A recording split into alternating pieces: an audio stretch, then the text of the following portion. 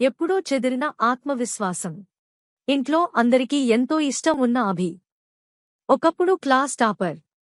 కాని ఇప్పుడు అదే అభి ఎందుకో మౌనంగా తల దించుకుని కూర్చుంటాడు. ఒక్కప్పుడు ఎంత బాగా చదివేవాడివి అభి. కాని ఇప్పుడు నీ మీద నాకు నమ్మకం పోయింది.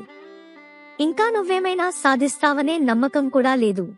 నా మిత్రుడి కొడుకు ఒక్కప్పుడు మొద్దు. కాని ఇప్పుడు టాపర్ అయ్యాడు. కాని నువ్వు నా పరువు మొత్తం తీస్తున్నావు. మా అంచనాలు నీవల్ల తలకిందులయ్యాయి. ఏం చదువుకుంటున్నావ్?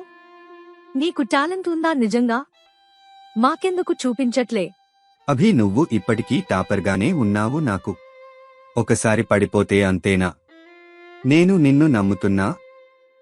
ఎప్పుడూ టాపర్గానే గుర్తుండిపోయిన నువ్వు ఇప్పుడు ఓ చిన్న టెస్ట్ కూడా సరిగ్గా రాయట్లే. ఏం జరిగింది అర్థం కావడం లేదు. నేను మునుపట్లానే ప్రయత్నిస్తున్నాను.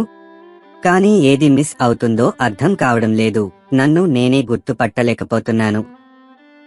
ఓ పిల్లోడా, ఫెయిల్ అయిపోతే అంతేనా? నువ్వు బ్రతికే ఉన్నావంటే దానికే పెద్ద విజయాన్ని కొట్టేసినట్టే. బతికే ఉండడం తేలిక కాదు. ఒకరోజు అయినా సక్సెస్ వస్తే మళ్ళీ నవ్వగలుగుతాను. అప్పుడే నాకు జీవితం ఉందనిపిస్తుంది. మనమే వాళ్ళకి చెప్పాం, మార్కులు, ఉద్యోగాలే జీవితం అని. కాని ఓడిపోవడమూ ఒక భాగమే అని చెప్పలేదు. అందుకే ఇవాళ అభీలా ఎందరో పిల్లలు బాధపడుతున్నారు. నిజమైన విజయం మార్కుల్లో కాదు, మనం పడ్డ ప్రతి ఓటమిని అంగీకరించే ధైర్యంలో ఉంది.